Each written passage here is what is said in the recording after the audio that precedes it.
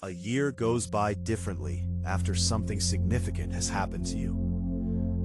Before March 14th, the years had been moving fast, the specific fast of someone in forward motion, heads down, building the calendar a series of deadlines and milestones and things to get through in order to reach the next thing. Years that were full, but not particularly felt. Time passes as a function of velocity rather than experience. The year after the IPO moved differently. Not slower exactly, not the dragging quality of unhappy time. Something more like texture. The year had texture in a way the preceding ones had not. I noticed things. The way the light changed in the corridor in different seasons. The way the building felt on a Monday morning versus a Friday afternoon. The specific sound of the engineering floor, Prius floor, the 12th, which I now walk through regularly, not for any particular meeting, but because I had learned that understanding what was being built required being present where the building happened. Small things, continuous things, the accumulation of a year of paying attention differently. I want to tell you about that year, not in the way of a business update, the share price and the revenue and the analyst coverage and the market position. Those things were good, better than projected. The company did what companies that are well-structured and well-led and have something genuinely valuable to offer tend to do when given the conditions to function correctly. I want to tell you about human things, the things that happened between people, because those are the things that actually tell you whether something changed or whether it only appeared to change. The first 3 months were the hardest. I want to be honest about this because I think the version of reconciliation that gets told publicly, the clean arc of damage and repair, leaves out the middle part. The part where the repair is happening, but is not finished. Where the two people involved are doing the right things and saying the right things and genuinely meaning both, while simultaneously carrying something that has not yet resolved and will not resolve on any particular schedule. Daniel and I occupied the same building every day, attended the same meetings, made decisions together, sometimes easily, sometimes not. The structural arrangement worked. The division of responsibilities was clear enough that we were rarely in direct conflict over operational matters. The mutual protection clause meant neither of us had to operate from a defensive posture, which freed up cognitive resources that had previously been consumed by the low-level management of a fractured relationship. But the personal thing was its own timeline. There were weeks in those first months where it was fine, genuinely fine, not performed, not managed, but the actual natural ease of two people who know each other well, working towards something they both care about. In those weeks I forgot, briefly, what had happened, but in the way you forget a healed injury when it is not hurting. And then there were other weeks, where I would be in a meeting and something would happen, a decision I was excluded from, an email chain I was not on, some small echo of the pattern of the preceding year, and the thing that I thought I had put down would be briefly back in my hands. Not as heavy as before, but present, reminding me that carried things do not disappear on command. I had a conversation with Sandra about this in month 4. Not a formal meeting, we had coffee, a Thursday morning, the regular coffee place near her office where we had met many times in many different conditions. I told her it was harder than I expected. She looked at me over her coffee. What did you expect? I thought about it. I think I expected the board meeting to be the endpoint, I said. The resolution, everything after it, including the relationship with Daniel, I think I was treating as an aftermath, rather than as ongoing work. Sandra said. That was wrong, I said. Yes, she said, simply. The board meeting was just the structural fix, I said. The human thing is on a completely different timeline. Always was, she said. I looked at her. You knew that.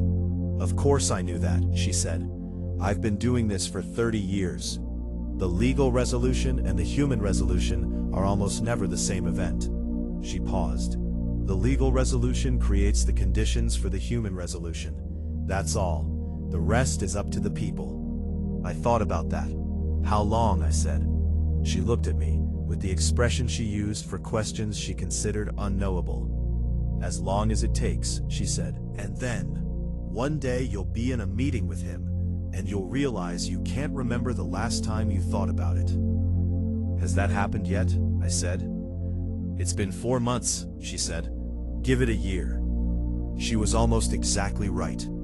In month 11, late September, the week before the first anniversary of the IPO, I was in a product strategy meeting with Daniel and 3 engineers, and at some point in the middle of the conversation, I made a point, and Daniel built on it immediately in exactly the right direction, the way 2 people build on each other's thinking when they know each other well enough to anticipate the next move. And we went back and forth for about 10 minutes and produced something better than either of us had arrived with. Afterward, in the corridor, Daniel said, "Good meeting." I said, "Yeah, good meeting." We went to our separate offices. That night, I thought about it, about the way it had felt. Natural, generative, 2 people who understood each other's thinking, building something together in real time. Like the early days. Not identical. Not the uncomplicated ease of the beginning, before the weight of the years had accumulated. But something with the same fundamental quality. 2 people who trusted each other enough to build. I thought about what Sandra had said. One day you'll be in a meeting with him, and you'll realize you can't remember the last time you thought about it. I could remember. It had been about 6 days. Getting there. The relationship that changed most in that year was not the one I had expected. Daniel and I were doing the repair work of repair. That had a shape I understood. A starting point I could identify. A direction of travel that was legible. Progress that could be measured in the gradual reduction of friction. What happened between Priya and me did not have that shape. It did not feel like repair because it did not feel like we were fixing something that had been broken. It felt like we were building something that had never existed, which is different. Harder in some ways because you do not have the memory of a better time to work toward. But more interesting in other ways because you are making something new rather than restoring something old. It started with conversations. Not the formal kind. Not board meetings or strategy sessions or governance discussions. The incidental kind. The 5-minute exchange in the corridor. The coffee that started as a quick update and turned into something longer without either of us planning for it. The emails that developed threads. I learned things about Priya in those conversations that I had not known in 11 years of working alongside her. Not because she had been hiding them, because I had never asked. I had never been curious about Priya in the way that real curiosity works. I had been aware of her contributions and respectful of her ability, and genuinely admiring of her intelligence. But I had not been curious about her as a person, separate from her role. That distinction, I was beginning to understand, was the core of the failure. Not just with Priya, more broadly. I had spent 11 years in a building full of people, and I had been genuinely invested in what they produced, and genuinely indifferent to much of who they were. The company was the thing that mattered. The people as the means of the company's matters. It was a posture I was working to change. Slowly, with the specific difficulty of changing something that had been structural for a long time. With Priya specifically, it was working. By month 6, we had a standing Thursday lunch. Not scheduled, it evolved. The first 2 or 3 times, it was coincidental. Both of us in the kitchen at the same time with the same idea. Then it became implicit, then explicit. Every Thursday, noon, the sandwich place 2 blocks from the office that neither of us would have described as good, but that had become the place by virtue of repetition. We talked about everything except VELOX at those lunches. That was an unspoken rule that emerged naturally and that we both observed without discussing it. The company was all around us all the time. Thursday lunch was not for the company. It was for the people. She told me about her family, her parents who had come from Chennai in the 90s, and who she visited every Christmas, and who had opinions about everything she did, and were delivered with a warmth that made the opinions bearable. She told me about the book she was writing, not a business book, a philosophy of complex systems that had been half-written for 3 years, and that she returned to on Sunday mornings before the rest of her life started. She asked me about Isla, not the way people ask about children when they are making conversation, with genuine interest, the specific interest of someone who had been told about the rock collection and wanted to know how it was developing. I brought Isla to the office in month 5, on a Saturday when the building was quiet, and I had some work to do, and Isla had expressed interest in seeing where her father went every day.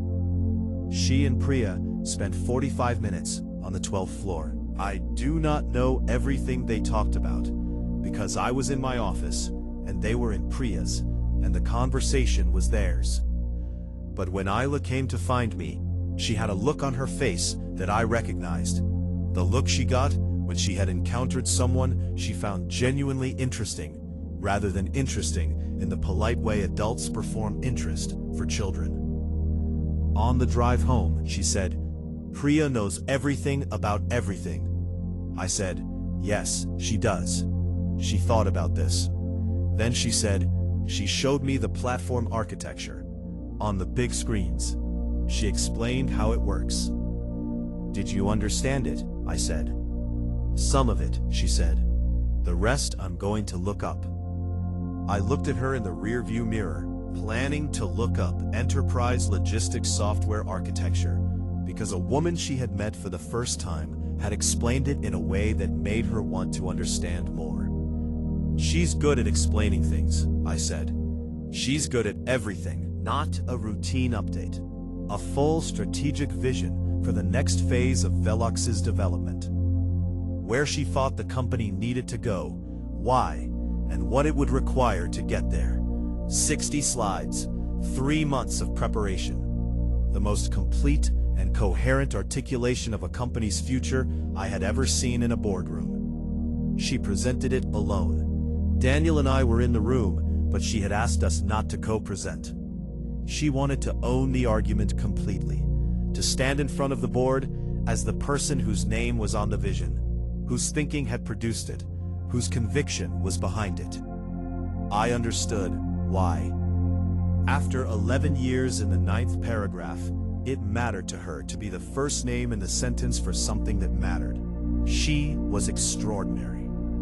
The board, which contained people who had known Priya for years, who had been in hundreds of meetings with her, who thought they understood what she brought to the company, sat through 60 slides with the specific quality of attention that means a room is not just listening, but being changed by what it is hearing. James Whitmore, who was not a person given to visible emotion in professional settings, said at the end, "This is the clearest picture of where this company is going that I have ever seen presented in this room." He meant it. You could hear that he meant it. The strategy was approved, unanimously. The budget she had requested was granted. The corporate development mandate she had asked for was formalized. Afterward, in the corridor, I found her. "That was exceptional," I said. She looked at me, considering whether to deflect. She had a habit of deflecting direct compliments, batting them sideways into modesty. I had noticed it. It was one of the things I had been watching over the year. She did not deflect. "Thank you," she said, simply, "the way you accept a compliment when you have decided you are allowed to receive them." "How long have you been building that?" I said. "The formal version? 3 months," she said. "The thinking underneath it?" She paused. "A while." I smiled. "Of course." She almost smiled back. Then she went back to her office and got to work.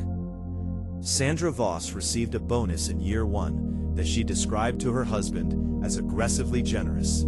At one of our Thursday coffees, she had continued them after the crisis had resolved, which told me that the relationship had become something other than purely professional. We had coffees not because there was legal business to discuss, but because we liked each other and had found over years of working together that we thought well in each other's company. I told her the bonus was the minimum. She said, "The minimum for what?" I said, "For 12 years of being paranoid in exactly the right ways." She looked at me with the specific expression she used when she considered something sentimental but accurate. "I'm going to tell you something," she said, "and I want you to take it correctly."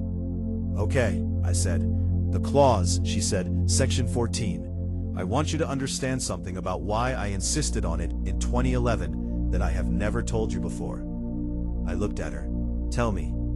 Early in my career, a founder, he had built something real, something good, and his co-founder, who he had known since college, who he had trusted completely, orchestrated his removal from the company they had built together. It was legal, clean, no recourse. The governance documents had no protection for him, and he had signed them without reading them carefully because he trusted the relationship. She looked at her coffee. "He lost everything," she said. "Not just the company. He spent 4 years in litigation and walked away with a fraction of what he should have had, and a bitterness that..." She paused. "He never built anything again." That was the part that stayed with me. Not the money. The fact that someone who had the capacity to build things had been so thoroughly damaged by the experience that he stopped. She looked at me. "When you walked into my office in 2011, I saw someone with that capacity," she said. "The kind that makes things that did not exist before. And I thought, I am not going to let that happen to this one." I sat with that. "So Section 14 was insurance," she said, "against the worst version of the worst thing that could happen, which did happen, and which the clause addressed." A pause. "Gerald told you I was